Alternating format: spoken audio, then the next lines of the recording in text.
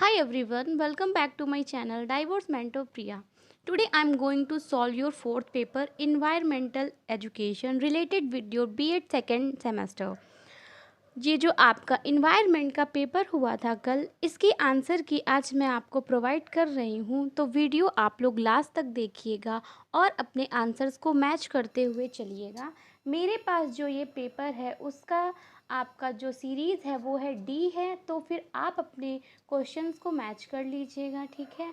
और बढ़ते हैं हमारे पहले क्वेश्चन की तरफ। जो हमारा पहला क्वेश्चन है, देश में कौन सी संस्था पर्यावरण के क्षेत्र में कार्यरत स्वयंसेवी संस्था नहीं है? इसका आंसर हो जाएगा आपका बीइंग ह्यूमन, क्योंकि ये जो बीइंग ह्यूमन है ये आपके इन्वायरमेंट से रिलेटेड नहीं है। बीइंग ह्यूमन को सलमान खान ने ऑर्गेनाइज़ किया था और ये गरीबों की मदद करने के लिए है, जो कि इन्वायरमेंट से रिलेटेड नहीं है। तो ए आपका एकदम सही आंसर हो जाएगा। नेक्स्ट आपका जो क्वेश्चन है वो है, संयुक्त राष्ट्र संघ पर्यावरण कार्यक्रम यूएनईपी का मुख्यालय कहाँ है?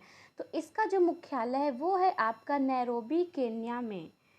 नेक्स्ट क्वेश्चन आपका है, प्रकृति तथा प्राकृतिक संसाधनों के संरक्षण हेतु अंतर्राष्ट्रीय समिति का मुख्यालय है, यानी कि जो आपका IUCNNR का जो मुख्यालय है वो आपका कहाँ है? तो इसका मुख्यालय आपका स्विट्ज़रलैंड में है, तो ए ऑप्शन आपका सही आंसर होगा। नेक्स्ट क्वेश्चन आपका है, उत्पादक, उपभोक्ता तथा अपघटक जीव तीनों मिलकर बनते हैं, तो तीनों मिलकर क्या बनते हैं? तो ये आपका बायोमास यानी कि जीव भार बनाते हैं। नेक्स्ट क्वेश्चन आपका है, अक्षय ऊर्जा संसाधन कौन सा है? तो आपका जो अक्षय ऊर्जा संसाधन है यानी कि जो आपका रिन्यूएबल एनर्जी सोर्स होता है वो आपका कोयला नहीं होता है, आपकी हवा भी नहीं होती है, पेट्रोलियम भी नहीं होता है। तो आपका आंसर यहाँ पे हो जाएगा नन ऑफ द एबव, ठीक है। ये आपका आंसर हो जाएगा क्योंकि आंसर इसका होगा बायोमास, ठीक है। नेक्स्ट क्वेश्चन आपका है, साफ पानी का स्रोत है, तो साफ पानी का स्रोत देखिए क्या है, हैंडपम्प। इसका आंसर तो सभी को ही पता होगा। नेक्स्ट क्वेश्चन आपका है, WHO का क्या अर्थ है, यानी कि WHO का फुल फॉर्म क्या होता है? तो WHO का फुल फॉर्म आपका होता है world health organisation. Next question is, वायुमंडल में मंडलों की संख्या कितनी होती है? तो आप सभी को पता है कि वायुमंडल में 5 मंडलों की संख्या होती है, जो आपका क्षोभ मंडल, आयन मंडल, मध्य मंडल, समताप मंडल और बहिर्मंडल होता है। नेक्स्ट क्वेश्चन आपका है, WCED का पूरा नाम क्या है? आप देखिए यहाँ पर जो आपके इजी नोट्स में था, उपयुक्त में से कोई नहीं, क्योंकि आपने इसका देखा होगा उपयुक्त में से कोई नहीं है, लेकिन इसका आंसर आपका हो जाएगा world commission of environment and development. कहीं कहीं पे इसका फुल फॉर्म ये भी है कि world commission on environment and development, लेकिन आपका ए ऑप्शन यहाँ पे सही होगा। नेक्स्ट क्वेश्चन इज, कौन सी संस्था वैश्विक स्तर पर संकटग्रस्त जीवों का आंकड़ा तैयार करती है? तो कौन सी संस्था ऐसी है जो संकटग्रस्त जीवों का आंकड़ा तैयार करती है? तो आंसर आपका हो जाएगा यहाँ पर बी, जो international union for the nature and natural resources है, वो आपके संकटग्रस्त जीवों का आंकड़ा तैयार करती है। नेक्स्ट क्वेश्चन आपका है, संकटग्रस्त जीवों में शामिल हैं। अब देखिए जो आपके इंडेंजर्ड स्टाक्स हैं वो कौन से हैं? तो आपका साइबेरियन सारस हो जाएगा, जंगली उल्लू हो जाएगा, हिमालयन बटेर। तो आपके उपयुक्त सभी यहाँ पे सही होंगे, D option is right one over here. Next question है आपका, जंगल की आग का प्रभाव कौन सा नहीं है? तो अब इसमें से देख लेते हैं जंगल की आग का प्रभाव कौन सा नहीं है। तो सी ऑप्शन आपका बिल्कुल सही होगा, डेग्रेडेशन ऑफ वाटर कैचमेंट एरियाज, क्योंकि अगर जो डेग्रेडेशन ऑफ वाटर कैचमेंट एरियाज हैं ये जंगल की आग का प्रभाव नहीं डालते हैं। सी ऑप्शन आपका बिल्कुल सही आंसर है। नेक्स्ट क्वेश्चन आपका है, भारत का स्मोक सिटी किसे कहते हैं? तो भारत का जो स्मोक सिटी है वो कोलकाता है। नेक्स्ट क्वेश्चन है, कितने डेसिबल से अधिक ध्वनि घातक होती है? तो आंसर हो जाएगा आपका 150। अगर ऑप्शन में आपका 150 ना होता देन आपका आंसर 120 सही होता, लेकिन यहाँ पे आपका ऑप्शन बी सही होगा। नेक्स्ट क्वेश्चन है, संगोष्ठी के पक्ष हैं। तो संगोष्ठी यानी सेमिनार के देखिए क्या पक्ष होते हैं? तो प्लानिंग होती है, डिवीजन ऑफ वर्क होता है, एग्जीक्यूशन एंड इवैल्यूएशन। तो आपका डी ऑप्शन यहाँ पे सही होगा, उपयुक्त सभी। योजना विधि के जन्मदाता कौन है? तो योजना विधि के जन्मदाता हैं आपके किलपैट्रिक महोदय। तो आपका डी ऑप्शन बिल्कुल सही होगा। योजना विधि दर्शन के किस सिद्धांत पर आधारित है? तो जो योजना विधि आपकी थी वो प्रयोजनवाद के सिद्धांत पर आधारित थी, जो कि आपका जॉन डीवी ने दिया था। नेक्स्ट क्वेश्चन आपका है, अध्ययन की कौन सी विधि परंपरागत विधि है? अब देखिए जो ट्रेडिशनल मेथड है वहाँ पे ये कौन सा है? तो भाषण पद्धति है, पाठ्य पुस्तक है, कंठस्थ कराने की विधि, ये तीनों ही आपकी जो है ट्रेडिशनल मेथड है। तो ऑप्शन आपका डी यहाँ पे सही होगा। नेक्स्ट क्वेश्चन है, किस विधि में अध्यापक सक्रिय रहता है परंतु छात्र निष्क्रिय रहते हैं? तो व्याख्यान विधि में अध्यापक सक्रिय होता है, लेकिन जो छात्र होते हैं वो इंटरेस्ट नहीं लेते हैं, तो वो यहाँ पे इनएक्टिव होते हैं। तो ए ऑप्शन आपका सही आंसर है। नेक्स्ट क्वेश्चन है, सुकरात का शिक्षण आव्यूह क्या है? तो जो आपके सुकरात थे उन्होंने कौन सी टीचिंग मेथड दिया था? तो प्रश्नोत्तर विधि उन्होंने दी थी। नेक्स्ट क्वेश्चन है, वह विधि जो अधिकतम ज्ञानेंद्रियों द्वारा सीखने की विधि है? तो वो आपकी भ्रमण विधि हो जाएगा, क्योंकि जब आप ट्रेवल करते हैं तो आप नए नए नॉलेज को सीखते हैं और अपने ज्ञानेंद्रियों द्वारा ही तो सीखते हैं। तो सी ऑप्शन आपका यहाँ पे बिल्कुल सही आंसर हो जाएगा। नेक्स्ट क्वेश्चन आपका है, ओजोन परत में सबसे बड़ा छिद्र कहाँ पाया गया है? तो ओजोन परत में जो सबसे बड़ा छिद्र पाया गया वो आपका अंटार्कटिका में है। तो ऑप्शन सी यहाँ पे सही आंसर है। नेक्स्ट क्वेश्चन है, हॉर्न नॉट ओके किस प्रदेश में यह अभियान चला? तो ये आपका हिमाचल प्रदेश में चला था। ए ऑप्शन बिल्कुल सही है यहाँ पर। फिर है आपका सतत विकास सूचकांक 2021 में भारत का कौन सा स्थान है? तो यहाँ पे आपका हो जाएगा 120वां स्थान है भारत का। डी ऑप्शन बिल्कुल सही है। पर्यटन विघटन के कारक कौन से हैं? ठीक है, जो आपके फैक्टर्स हैं इन्वायरमेंटल डिग्रेडेशन के, तो वो कौन से हैं? आपके नेचुरल और ह्यूमन दोनों हैं। तो सी ऑप्शन यहाँ पे बिल्कुल सही होगा। नेक्स्ट क्वेश्चन आपका है, द्वीप होते हैं जो आपके आइलैंड्स होते हैं वो कौन से होते हैं? तो वे भूभाग जो चारों ओर पानी से घिरे होते हैं वो आपके द्वीप होते हैं। ए ऑप्शन यहाँ पे सही होगा। नेक्स्ट क्वेश्चन है, ओजोन परत का मुख्य कार्य क्या है? जो आपकी ओजोन लेयर होती है वो देखिए उसका मेन यूज़ क्या होता है, मेन फंक्शन, तो वो आपकी जो यूवी रेज होती हैं वो अर्थ तक पहुंचने से रोकती, यानी पराबैंगनी जो किरणों को पृथ्वी पर पहुंचने से रोकता है, वो आपका ओजोन लेयर है। तो सी ऑप्शन यहाँ पे बिल्कुल सही होगा। निम्नलिखित में से कौन सी गैस वायुमंडल में नहीं पाई जाती है? तो देखिए वायुमंडल में आपकी कार्बन डाइऑक्साइड है, जलवाष्प है, हीलियम है। अश्रु गैस आपकी वायुमंडल में नहीं पाई जाती। तो डी ऑप्शन आपका बिल्कुल सही आंसर है। नेक्स्ट क्वेश्चन है, पारिस्थितिकी यानी इकोलॉजी शब्द की उत्पत्ति किन दो शब्दों से मिलकर के हुई है? तो आंसर आपका हो जाएगा यहाँ पे आइकोस प्लस लोगोस से हुई है। सी ऑप्शन यहाँ पे बिल्कुल सही है। नेक्स्ट क्वेश्चन है, विश्व में कुल महाद्वीपों की संख्या है? तो आपका विश्व है वहाँ पे कुल महाद्वीप कितने हैं? आंसर आपका हो जाएगा 7, क्योंकि हमारे 7 महाद्वीप हैं और 5 महासागर हैं। तो बिल्कुल कंफ्यूज नहीं होना है आपको, यहाँ पे आपका सी ऑप्शन बिल्कुल सही है, 7 महाद्वीप आपके होते हैं। नेक्स्ट क्वेश्चन है, तृतीय चरण का उपभोक्ता है? अब देखिए जो तृतीय चरण है वो क्या होता है? देखिए प्रथम चरण होता है जो उत्पादक होते हैं, और जो द्वितीय चरण को होता है वो आपके उत्पादक को खाता है। तो तृतीय चरण क्या है? जो आपके उत्पादक और उपभोक्ता दोनों को खाता है, वो आपका सांप है। ठीक है, सांप आपके तृतीय चरण का उपभोक्ता हो जाता है।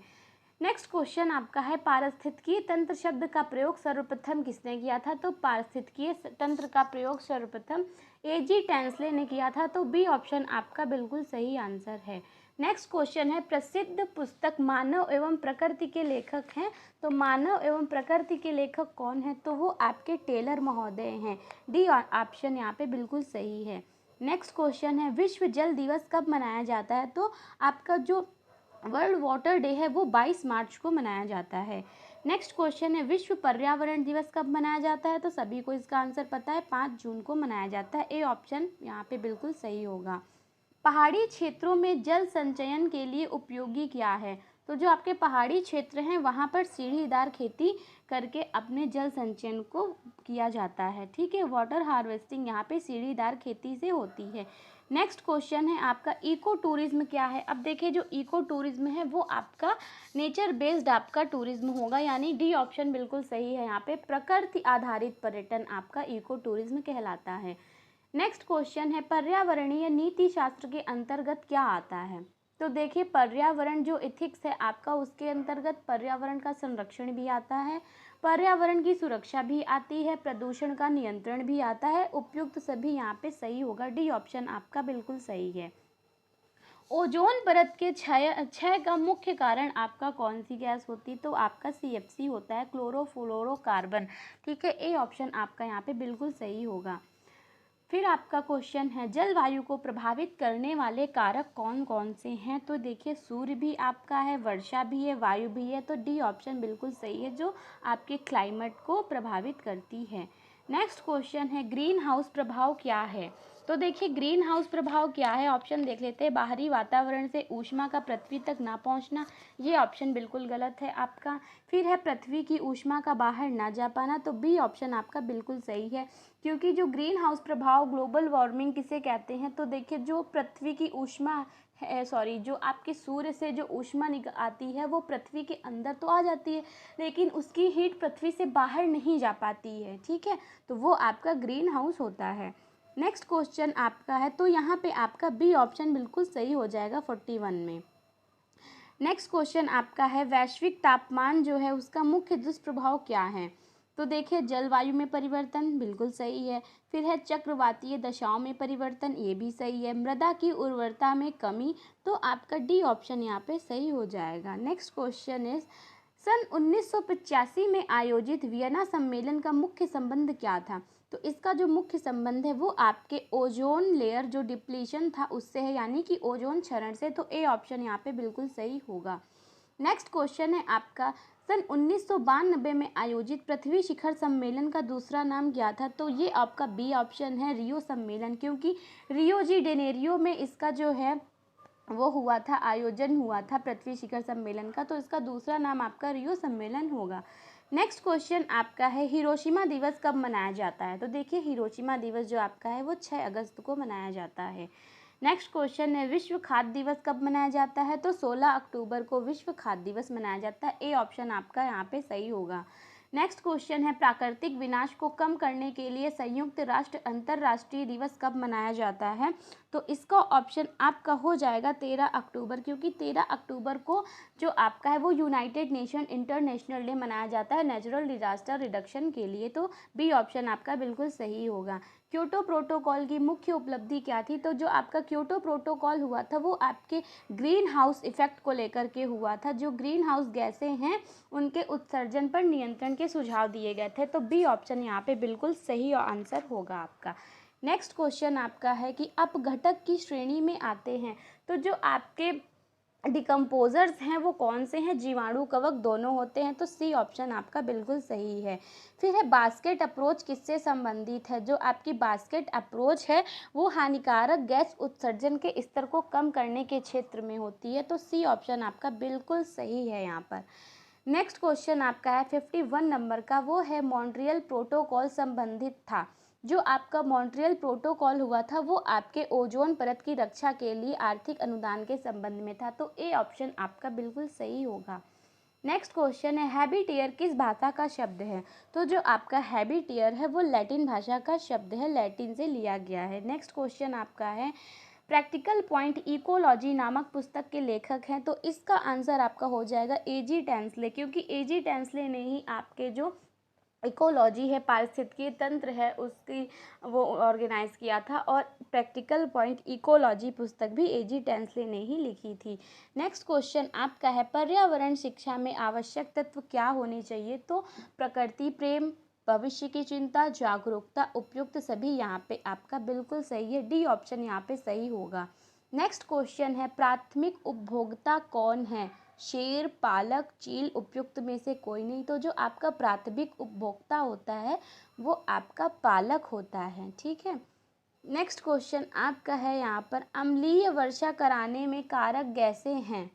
जो आपका अम्लीय वर्षा है उसको कराने में जो कारक गैसें हैं वो कौन सी होती हैं? तो ए ऑप्शन है यहाँ पे बिल्कुल सही, सल्फर डाइऑक्साइड व नाइट्रोजन ऑक्साइड जो आपके हैं वो अम्लीय वर्षा कराने में कारक गैसें हैं, A option is right one over here. Next question है आपका इमारतों तथा पत्थरों को नुकसान पहुंचाने वाला पदार्थ है। तो इमारतों और पत्थरों को जो नुकसान पहुंचाने वाला पदार्थ है वो है आपका सल्फ्यूरिक अम्ल।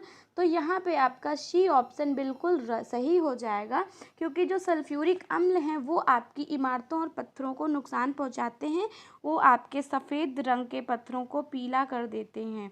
तो आपका सी ऑप्शन यहाँ पे बिल्कुल सही होगा। नेक्स्ट क्वेश्चन है आपका, स्वच्छ जल की बायोकेमिकल ऑक्सीजन डिमांड जो आपकी बीओडी है वो होती है बहुत अधिक, बहुत कम, सामान्य से अधिक या कोई प्रभाव नहीं पड़ता। तो जो आपकी जो बायोकेमिकल ऑक्सीजन डिमांड होती है क्लीन वाटर की वो शून्य होती है। ठीक है, तो ऑप्शन आपका हो जाएगा कोई प्रभाव नहीं पड़ता है। Next question is water Bloom किसे कहते हैं? तो वाटर ब्लूम आपका जो होता है वो होता है कि पानी की सतह पर शैवालों का फैल जाना। तो डी ऑप्शन आपका बिल्कुल सही होगा। फिर है आपका, किसकी मापक इकाई डेसिबल होती है? आप सभी को इसका आंसर पता होगा कि जो ध्वनि है उसकी मापक इकाई जो आपकी है वो डेसिबल होती है। तो डी ऑप्शन यहाँ पे बिल्कुल सही होगा। नेक्स्ट क्वेश्चन आपका है, अधिकांशतः मिट्टी के पीएच का मान क्या होता है? अब देखिए, मिट्टी के पीएच का मान जो होता है 7 से अधिक होता है और ये अंडर 10 होता है, मतलब 10 के अंदर ही होता है। तो आपका ऑप्शन यहाँ पर हो जाएगा लगभग 10। ठीक है, सी ऑप्शन यहाँ पे सही होगा, लगभग 10। क्योंकि देखिए, अब जो मिट्टी का पीएच मान होता है वो 7 से अधिक होता है लेकिन 10 के अंदर होता है। तो अब यहाँ 10 से कम भी दिया है, लगभग 10, तो लेकिन आपको यहाँ पे लगभग 10 पे लगाना है। तो आपका सी ऑप्शन यहाँ पे सही होगा। नेक्स्ट क्वेश्चन आपका है, निम्नलिखित में से कौन सा पर्यावरण अध्ययन के क्षेत्र में नहीं आता है?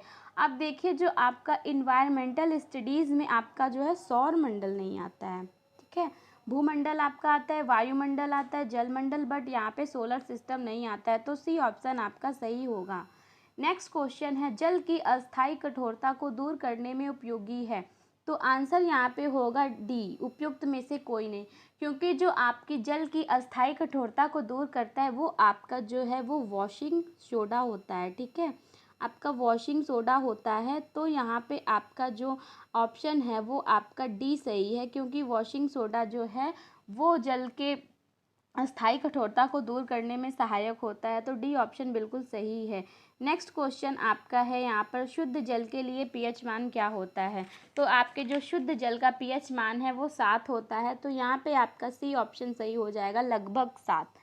नेक्स्ट क्वेश्चन आपका है, जैव विविधता शब्द का प्रयोग सर्वप्रथम किसने किया था? तो जो आपका बायोडाइवर्सिटी शब्द है वो आपके रॉजन ने किया था, WG रॉजन है। इन्होंने जैव विविधता शब्द का प्रयोग किया था 1985 में। 1985 में जो WG रॉजन थे उन्होंने जैव विविधता शब्द का प्रयोग किया था। तो ऑप्शन बी आपका बिल्कुल सही आंसर है। नेक्स्ट क्वेश्चन है, झूम कृषि वह है जिसमें, अब झूम कृषि देखिए क्या होती है। तो झूम कृषि में जो है वनों यानी जंगलों को जला करके उसमें फिर कृषि की जाती है। तो बी ऑप्शन आपका बिल्कुल सही आंसर है। नेक्स्ट क्वेश्चन है, मृदा अपरदन किसे कहते हैं? तो मृदा अपरदन वो होता है जिसमें मिट्टी की ऊपरी परत का हट जाना, यानी कि जो आपका आपकी सॉइल की जो टॉप लेयर होती है वो रिमूवल, उसका आपको मृदा अपरदन कहलाता है, सॉइल इरोजन। तो आपका सी ऑप्शन यहाँ पे बिल्कुल सही है। नेक्स्ट क्वेश्चन है, पर्यावरण शिक्षा क्या होती है? तो देखिए, ज्ञान की एक स्वतंत्र शाखा होती है। फिर है पाठ्य सहगामी शिक्षा होती है, विज्ञान की विभिन्न शाखाओं पर आधारित होती है, उपयुक्त में से कोई नहीं होता है। तो जो आपकी पर्यावरण शिक्षा है वो होती है ज्ञान की एक स्वतंत्र शाखा। ठीक है, तो आपका ए यहाँ पे बिल्कुल सही हो जाएगा, क्योंकि देखिए जो पर्यावरण शिक्षा है वो ज्ञान की स्वतंत्र शाखा होती है, क्योंकि इसको सीखने के लिए आपके पास कोई भी मतलब पाबंदी नहीं होती है। पर्यावरण को आप जब तक महसूस नहीं करेंगे, प्रकृति के पास नहीं जाएंगे, तब तक आपको पर्यावरण के बारे में नहीं पता चलेगा। ए ऑप्शन यहाँ पे सही होगा। ठीक है, नेक्स्ट क्वेश्चन है, कौन सा कथन पर्यावरण प्रबंधन के बारे में सत्य है? तो अब देख लेते हैं इसमें ऑप्शन क्या क्या हैं। यह प्राकृतिक संसाधनों का अधिकतम दोहन है, यह पर्यावरण की वैज्ञानिक शिक्षा व्यवस्था है, यह मानव एवं पर्यावरण के संबंधों में सुधार लाने की प्रक्रिया है, यह पर्यावरण में स्नातक उपाधि है। तो तो आंसर आपका जो है वो सी यहाँ पे सही हो जाएगा, क्योंकि जो आपका पर्यावरण प्रबंधन जो होता है वो होता है मानव एवं पर्यावरण के संबंधों में सुधार लाने की प्रक्रिया होती है। सी ऑप्शन बिल्कुल सही होगा। पर्यावरण प्रबंधन के क्षेत्र में शामिल हैं। अब देखिए पर्यावरण प्रबंधन के क्षेत्र में क्या क्या शामिल है।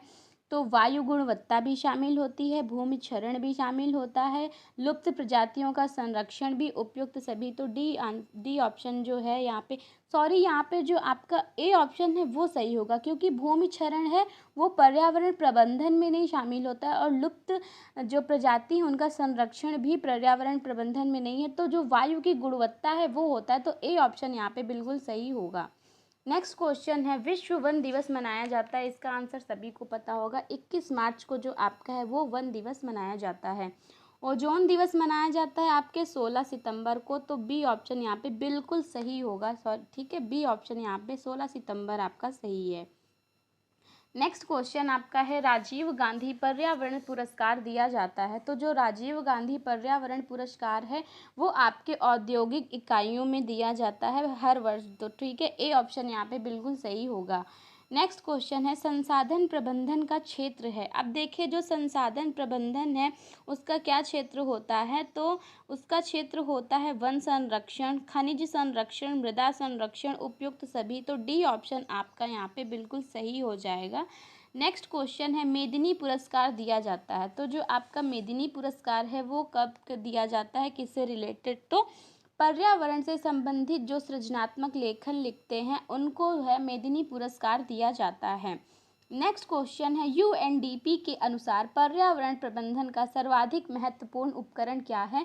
तो आपका पर्यावरण शिक्षा हो जाएगा, कम्युनिकेशन नहीं होगा, क्योंकि जब तक आपको पर्यावरण शिक्षा ही नहीं दी जाएगी तब तक आप पर्यावरण प्रबंधन कैसे करेंगे। तो ए ऑप्शन आपका बिल्कुल सही होगा। नेक्स्ट है आपका, वन संपदा नियमित रखने में सहायक है।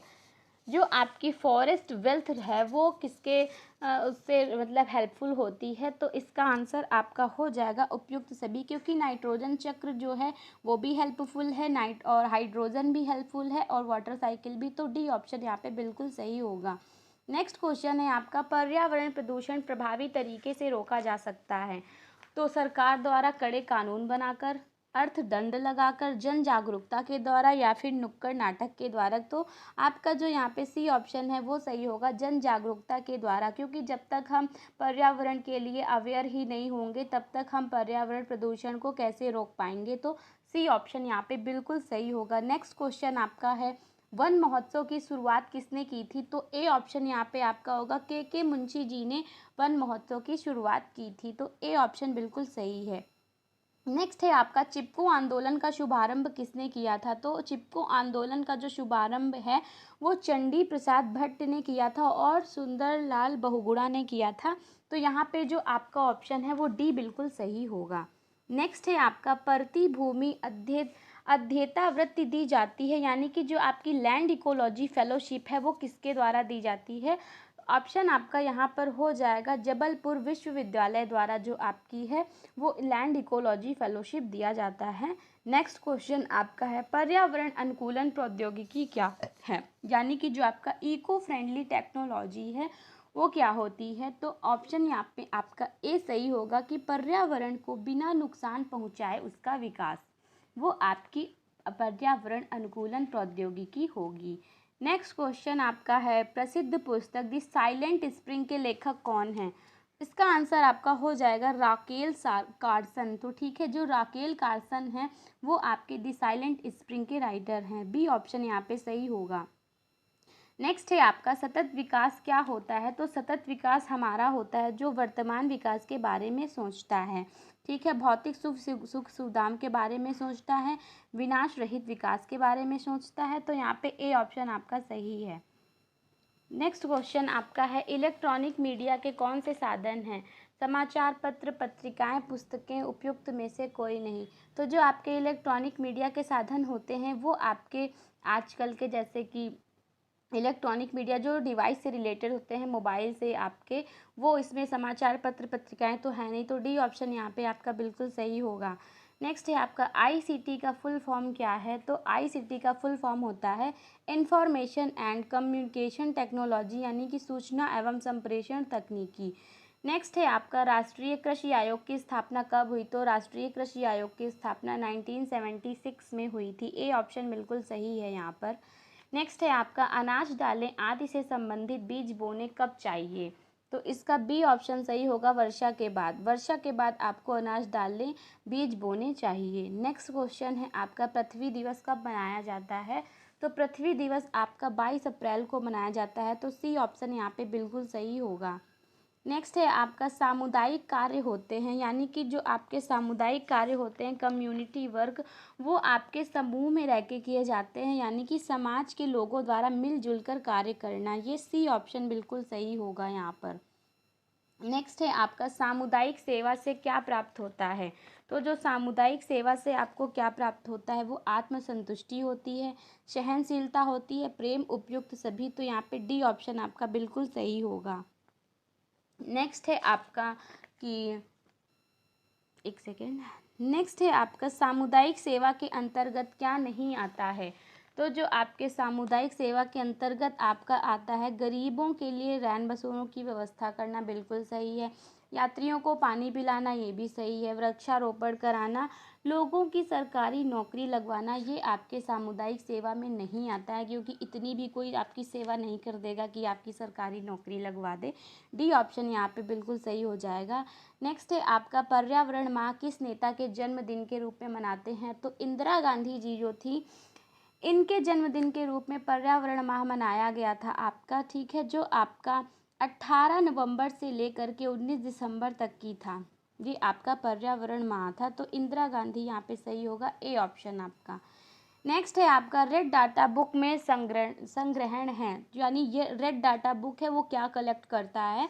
तो वो संकटग्रस्त एवं लुप्त प्रजातियां जो आपकी होती हैं उनका वर्णन होता है रेड डाटा बुक में। तो डी ऑप्शन आपका सही होगा। नेक्स्ट है आपका पर्यावरण शिक्षण की शिक्षण विधियों से प्राप्त होते हैं आपके जो है ज्ञानात्मक उद्देश्य, बोधात्मक, आपके दोनों प्राप्त होते हैं शिक्षण से, ठीक है, पर्यावरण के। तो सी ऑप्शन आपका यहाँ पे बिल्कुल सही होगा। नेक्स्ट है आपका केंद्रीय गंगा प्राधिकरण का गठन किसके कार्यकाल में हुआ था? ए ऑप्शन है आपका राजीव गांधी जी के कार्यकाल में आपका केंद्रीय गंगा प्राधिकरण का गठन हुआ था। नेक्स्ट है आपका नदियों की स्वच्छता का काम करने वाली संस्था का क्या नाम है? तो जो आपकी नदियों की स्वच्छता का काम करने वाली संस्था है वो है आपकी national river plan of action, यानी ए ऑप्शन यहाँ पे आपका बिल्कुल सही होगा। नेक्स्ट है आपका नमामि गंगे परियोजना का प्रारंभ किसने किया था? इसका आंसर तो सबको ही पता होगा कि हमारे जो प्राइम मिनिस्टर हैं नरेंद्र मोदी जी, उन्होंने नमामि गंगे परियोजना का प्रारंभ किया था। तो सी ऑप्शन यहाँ पे बिल्कुल सही होगा। नेक्स्ट है आपका जिला पर्यावरण समितियों का अध्यक्ष कौन होता है? जो हमारा डिस्ट्रिक्ट कलेक्टर होता है, यानी कि हमारा डिस्ट्रिक्ट मजिस्ट्रेट, जिलाधिकारी, वो जिला पर्यावरण समितियों का अध्यक्ष होता है। तो यहाँ पे डी ऑप्शन बिल्कुल सही होगा। नेक्स्ट है आपका उत्तर प्रदेश में कार्यरत संस्था जो पर्यावरण के क्षेत्र में अद्वितीय कार्य कर रही है, ठीक है, वो कौन सी है? अब देखिए जो तरुण भारत संघ है वो आपके राजस्थान में आता है, ठीक है, आपके राजस्थान में जो है तरुण भारत संघ है। तो उत्तर प्रदेश तो है नहीं, तो ये ऑप्शन बिल्कुल गलत है। फिर आपका ग्राम स्वराज्य मंडल दसौली, दसौली जो है वो आपके हिमाचल प्रदेश स्टेट में है। तो ये भी आपका बिल्कुल गलत है आंसर। फिर है पर्यावरण नियोजन एवं समन्वय संगठन, ये आपके जो है एमपी में, मध्य प्रदेश में है, ठीक है, ये आपकी संस्था। तो यहाँ पे आपका जो आंसर है वो डी सही होगा कि उपयुक्त में से कोई नहीं, क्योंकि ये जो तीनों ही संस्थाएं दी गई हैं वो आपके यूपी से नहीं है। तो यहाँ पे डी ऑप्शन आपका बिल्कुल सही होगा।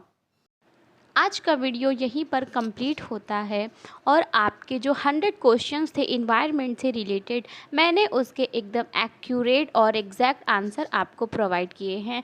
तो वीडियो अगर आपको बिल्कुल हेल्पफुल लगा हो तो प्लीज़ वीडियो को एक लाइक कर दीजिएगा, क्योंकि आप लोग अपने आंसर्स तो यहाँ पर देख लेते हैं बट वीडियो को लाइक नहीं करते हैं। और वीडियो को शेयर कर दीजिएगा। And I request to all, please subscribe my channel if you are new on my channel, and also press the bell icon so that you will be notified. So guys, see you in my next video with another topic. Till then, bye bye. Thank you so much.